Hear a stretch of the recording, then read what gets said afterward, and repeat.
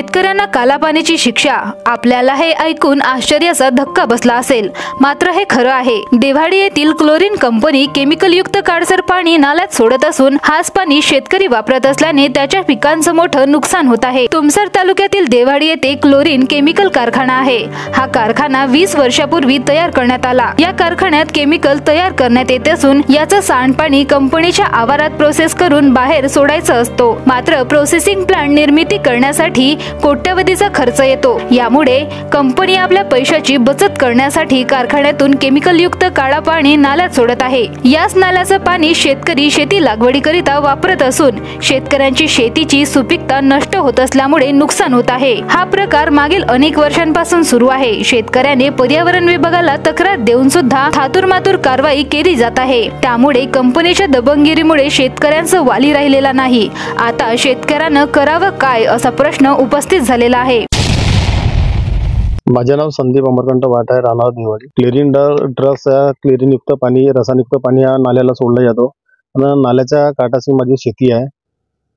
7-8 acre शेती आहे। त्या जो पाण्यामुळे शेती एवढी नापीक होऊन राहिली आणि ते जेवढं आपल्याला उत्पन्न पाहिजे तेवढं आपल्याला उत्पन्न मिळून न राहिला आणि वरून ते जनावर सुद्धा पाणी पित नाही। ह्या पाण्यामुळे शेतीला आणि माणसाला एवढा धोका निर्माण झालेला आहे का खूप मोठा धोका निर्माण झालेला आहे ना। वरून यांच्या अधिक सरकारी अधिकारी यांना पत्र व्यवहार करून सुद्धा इथं कोणती कारवाई केलेली नाही।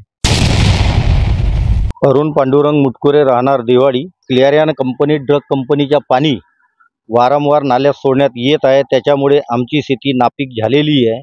जो अगोदर फसल होत होती त्याप्रमाणे ते 25% फसल राहिलेली आहे आणि विहिरीच्या पाणी पण आम्ही पिऊ शकत नाही। अर्ध्या किलोमीटर दूरपर्यंत इतका गढूळ पाणी झालेला आहे। या संदर्भात आम्ही वर अधिकाऱ्यापर्यंत आणि कंपनीपर्यंत पण तक्रार केली तर ते कोणी ऐकायला तयार नाही आहे।